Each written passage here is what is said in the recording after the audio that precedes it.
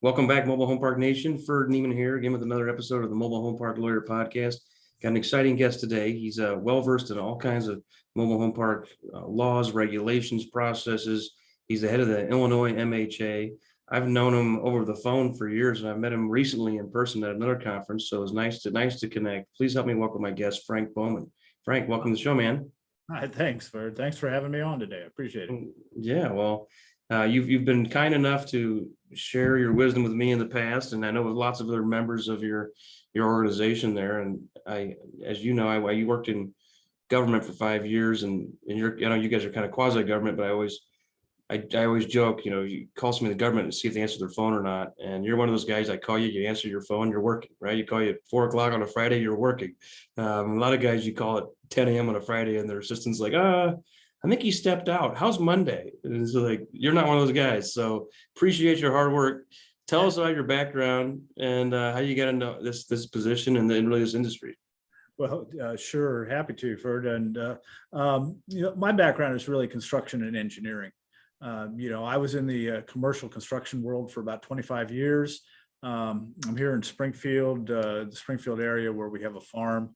And when the economy kind of died off there, I was looking for something else to do. And I've kind of ran across this organization. And I should say they kind of ran across me.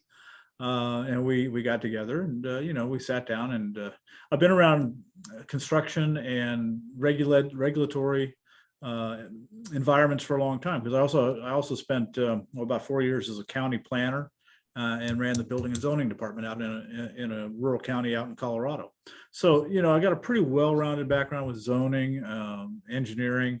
It's kind of a natural fit. But when they sat me down and they asked me, they said, "Well, what do you know about manufactured housing?" I had to honestly ask them. I said, "What is it?" It wasn't my background. I'm not from the industry, but I've learned, over the last, when we started, about 2014. So it's been a year or two. And it does take a little while to learn all the ins and outs. Illinois is kind of a strange animal, as you well know. It's even though the HUD code housing is supposed to be uniform across all 50 states, the regulations are not. Right. And I get calls all the time from owners, new investors. We're seeing a lot of new investment interest in Illinois, and I get a lot of questions. People are trying to do their due diligence. They're trying to learn about utilities. They're trying to learn about zoning. They're trying to learn about the regulatory environment. The ever looming threat of rent control that we're facing pretty much across the nation now. The HUD installation standards, they're the same in all 50 states, but we're seeing them being enforced in Illinois and 13 other states. So those of you that operate in some states that may have let's say lack enforcement, but they're just not following through with the letter of the law like they are here with the HUD 309 inspections. And it's just a lot of different things like that kind of set Illinois apart, Ferd. So we kind of are the go-to place for that. They come to the association, and if I don't know an answer, I can typically find an answer, because our board of directors has amongst them close to a century of knowledge in the industry. And so, we can usually find the answer to most questions. No, that's great. Yeah, you guys definitely been helpful. Illinois, it's a mixed bag. That's where I grew up, and I still have property there, still have parks there, have family members there. But I know when I sold one of my parks a year or two ago, I told the broker all the net numbers and all the data, and he's a broker out of Chicago that I was interviewing, and he's like, "Yeah, here's what I think it's worth." And I said, "It's in this town in Illinois." He goes, "Oh, I have trouble selling deals in my own state because of the tax environment and the regulatory environment, because Governor Pritzker, there's not a tax he doesn't like. And he's raised, I don't know how many, now it's I think over 100 taxes went up on New Year's Day, like a year ago. And that made it a lot harder for me to sell the park. But overall, Illinois is a nice place to live, nice small towns and nice, lots of nice places to live there. So we've done well there. But do you get a lot of grief of that sort from out-of-state investors and owners? They say, "Oh, here we go. I don't want in," because when I was trying to sell that park, the broker told me I got to knock 90% of my buyers off the list. Now that was about 2 years ago. So maybe now the industry's gotten so much hotter that more people are looking at Illinois, but it was kind of disappointing to hear right out of the gate that a lot of people just won't even touch Illinois. And I have done well in Illinois. Well, and there's a lot of longtime owners who are selling their parks in Illinois for that very reason. But the pricing is attractive. I see most of the phone calls are coming from Colorado. I mean, and California, Maryland. We see folks coming in from the coasts, really, where the cost per pad, if you will, is so extraordinarily high. When they run across a park for sale in Illinois, it seems like a value bargain to them. So, a lot of them are, I get the calls. I say, they say, "Hi, I'm from California and I'm looking to buy my first Illinois park." And I go, "Oh boy." Yeah. Because it's a learning experience. They call with all the questions, which is what we're here for, to help answer those questions. So, yeah, but we've been seeing a lot of that. Almost all the, and this is not just Illinois, but all the, let's call them institutional or investment grade communities have pretty much been acquired by the bigger operators. We're seeing guys coming in now looking at 50, 60 pad sites from out of state, and those kind of, as those kind of parks are kind of hard to manage from a distance. Yeah. And there's just a lot to learn. Some of the biggest questions we're seeing nowadays, Ferd, is infrastructure and utilities, utility billings. Our governor just keeps perpetuating this eviction moratorium along with his the federal government. They just kind of, they're in lockstep. Yeah. So if the Fed's extended, he extends it, and he extends it every month on a Friday afternoon late, so that it misses the news cycle. I mean, they know what they're doing. It's funny he does it. Like, here he's gonna do it today at 6 o'clock. And well, one thing I didn't like about Illinois evictions too is it wasn't just for CDC guidelines, and it wasn't just for non-payment items. He's like, nope, you can't be evicted for anything. I mean, you could drive down the park and shoot people. And they had restrictions on that for a while. Well, you're supposed to, but that's in there, but you can't find a county sheriff, because that's actually in the bill that the sheriff will not evict anybody. So it's kind of a funny situation. We're hoping that resolves itself soon, but the manufactured home communities are doing a lot better than the people I talk to in the apartment business or the single family housing business. Sure. Because a lot of these people own their homes, so they're trying harder to make the rent payments. Absolutely. And that's one of the keys of the asset class, right? Is you got a stakeholder with your tenant, right? It's like they want to be there, you want them to be there. It's a win-win versus apartment.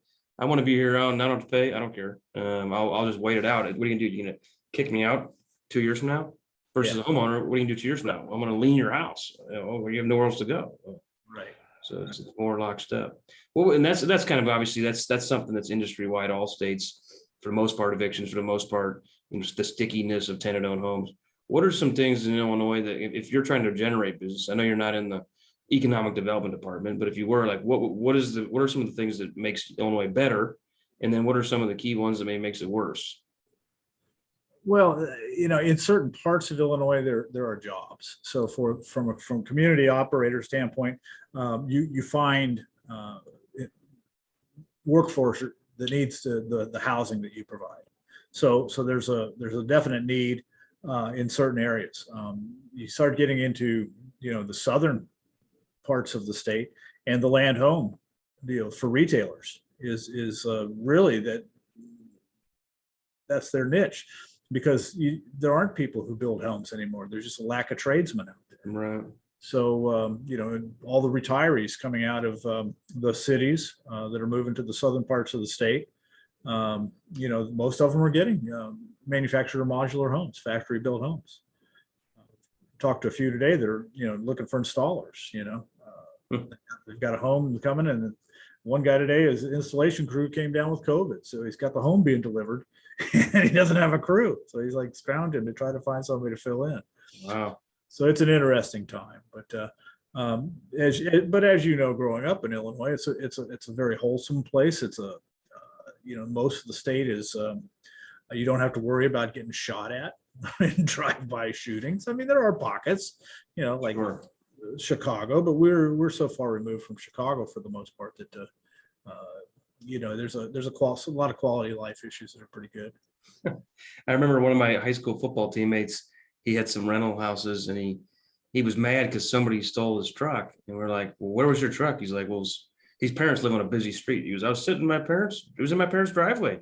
I had the keys in it and I had my rental keys on the seat. So now I got to go change all the locks on my houses because they got the addresses on all of them.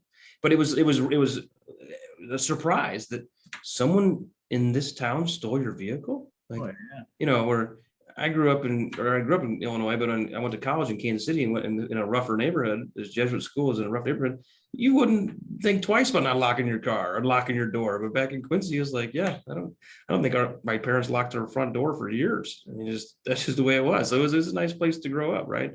Nice place for affordable housing in a lot of places. If you're right, if there's the jobs, and the further downstate you get, the tougher it is for employment typically. But there are pockets and there are areas that are trying to grow. One of the issues that we've been working with some mayors and city councils on are discriminatory zoning practices, trying to allow manufactured and modular homes to compete in their cities for particularly urban redevelopment. The narrow urban lots that they're striving to get homes on these lots to house the workers that they're trying to attract, and yet they have no builders who are willing to build for that 150,000 and under price tag. Well, right. We own that space, but they have ordinances prohibiting what they call, in a lot of cases, relocatable housing from coming in. So we're working on that, as are most states right now, trying to work through some of that old stigma, that's still that baggage that the industry still carries around with it. So that, and trying to really push the greenfield developments, the new communities. Are you having any luck on new communities? I mean, I know it's the places you want to build are the places that won't let you, and the places that don't care are the places you don't want to build. This is kind of how I've been finding. You have a lot of luck. I actually helped get 2 brand new communities through county planning commissions. Excellent. With unanimous approvals in the past year and a half now. But when it got to the elected city board or the county board, and the NIMBYs came out of the woodwork, the elected officials shot them both down, even though the planning commissions recognized we need this in our community. That's real tough pressure to overcome. I just got approval for an expansion of a park in Illinois, but I kind of got somewhat lucky that it was in the county and not in the city. And this county had no zoning code, so I was able to develop it in that county. But I was literally on the city boundary, so I was able to get city water, city sewer. I had to go through the state to get my stormwater permit and my sanitary permit, which is still kind of a pain. But at least it got rid of the political nature of it. It was just the bureaucracy without having to go through the county commissioners or any sort of other agency like that. So I know that can be a regulatory hurdle. What other role do you play in organizations like you in the regulatory game, and or what kind of tips or tricks can you give our audience for navigating that? I mean, obviously going through development approvals is a whole nother skill set and regulatory process, but just in general with whether you're sub-metering your water, whether you're bringing in HUD sets. I know you and I talked previously about soil composition for purposes of whether or not, you should even, consider using pier pads versus concrete piers or runners. Because in most states, the, used homes are not really regulated by HUD, or they're really supposed to be, but there's no inspection mechanism versus like where I'm in Missouri, they inspect new homes. The state tells you, we don't even look at used homes. So do what you want, but you're not supposed to, but do what you want. Well, and that's true. But even here in Illinois, there's a lot, everybody's looking for used homes for that very reason, because, they think they can get away with something, and maybe they can, maybe they can't. Then a lot of that's because the local building officials aren't paying attention either, not just the state, but the local building officials.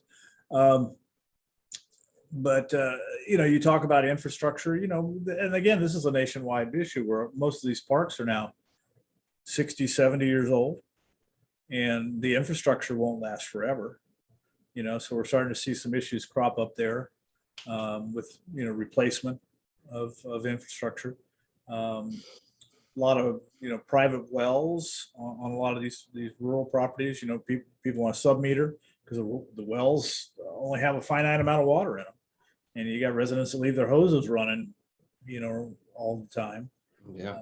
The well doesn't last very long. It won't last all summer, especially as it's drying up, and we're seeing a lot of that now out west. Right. Wells are just drying up. There are no alternatives. So when you have city water and city utilities, that's really a benefit that we can see. Absolutely. The HUD set is a HUD set. These are system built homes. You're supposed to put in a foundation that works with the system as designed and approved by the manufacturer. And that's really all HUD's looking for. But you alluded to the soils, and soils is a science really that most community operators don't pay enough attention to, because the soil is the thing that underlies your real estate investment. And with bad soils, your costs go through the roof. There was one operator that came in from out of state, bought a few communities, but one of them they bought was in an area where the soil was actually classified as muck. Wow. From an engineering standpoint. And yet it was a community that had successfully held homes, albeit lighter homes, for 60, 70 years. But when they asked me to look at the real estate or the soils with them, we did. It's fairly simple to do. USDA maintains a website where you can do a quick check to see what you're getting involved in. But they couldn't support anything on that site without significant engineering.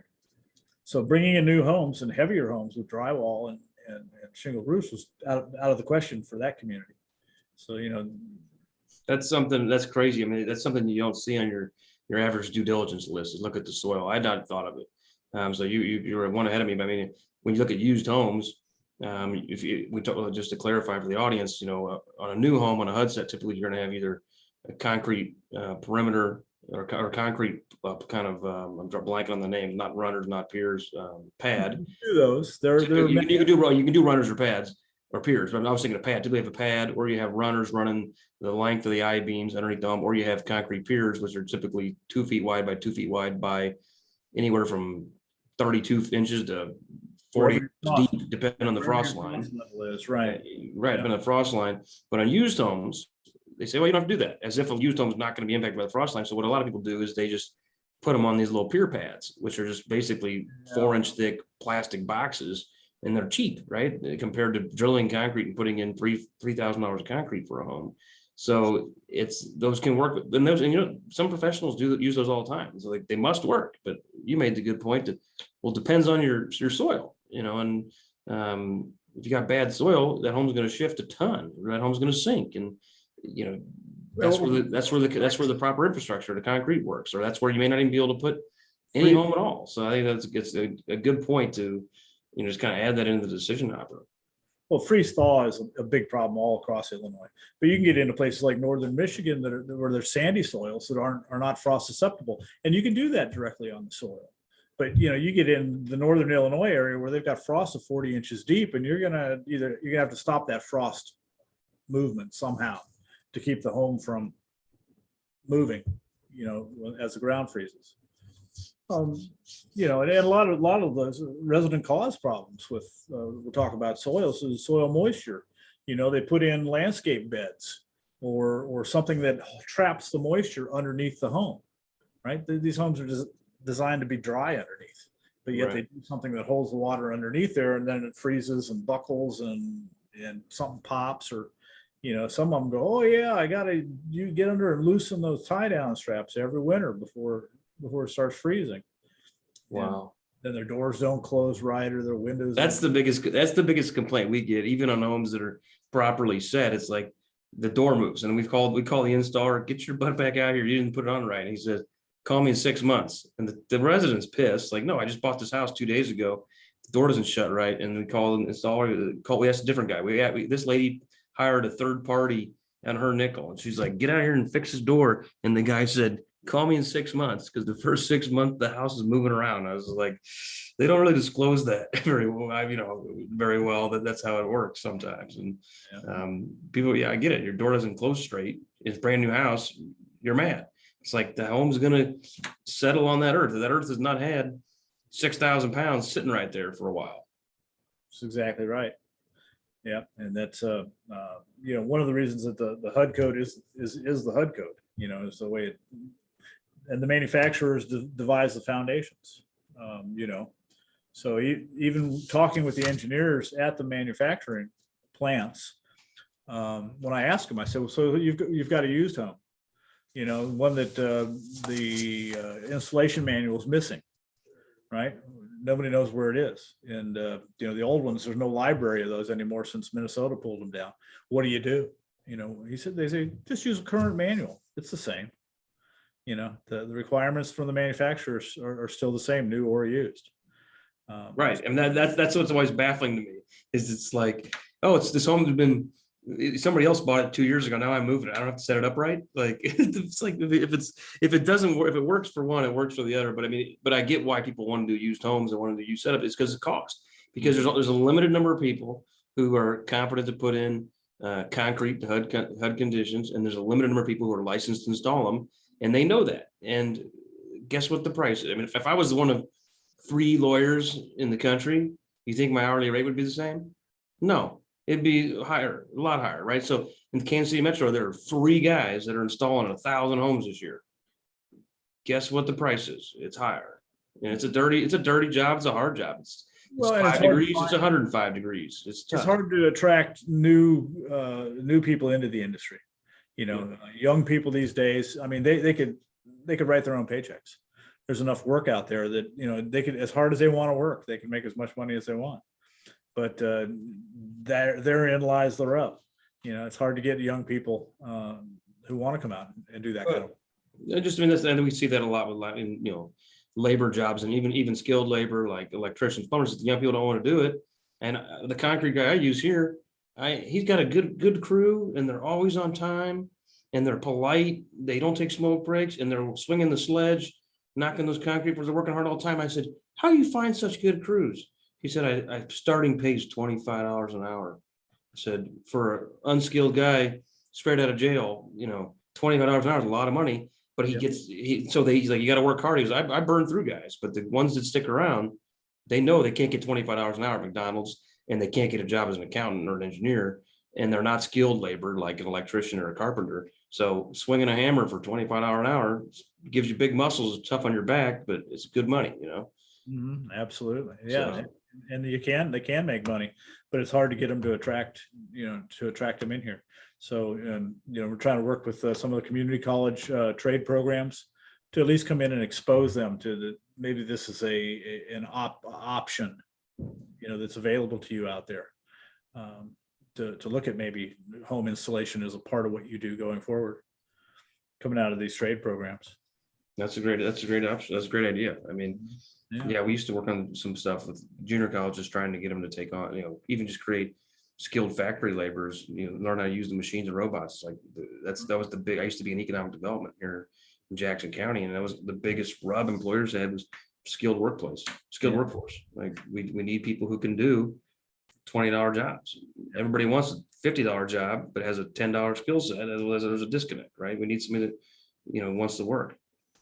Absolutely. And, and you mentioned briefly early on about abandoned homes. That's always another issue. And really the reason they come abandoned is because the management of the community has failed to do their paperwork. They failed to track ownership, and it just gets away from them. So, a lot of folks are coming in and buying these older communities now and trying to clean them up, and they can't prove possession for these homes. So, that's one of the topics we're going to talk about at our annual conference coming up, Ferd, is, we're going to talk about installations, what's up with installations. We're going to talk about abandoned homes. We're going to talk about the unique, if you will, lease requirements in Illinois. We've got an attorney going to join us to talk about that. We're going to talk about the current status of evictions. We're going to talk about water utilities, utility billing, and infrastructure improvements. We're kind of all the things that we've been talking about, we're going to touch on at our annual meeting. So it'll be on September 16 in Oak Brook, Illinois.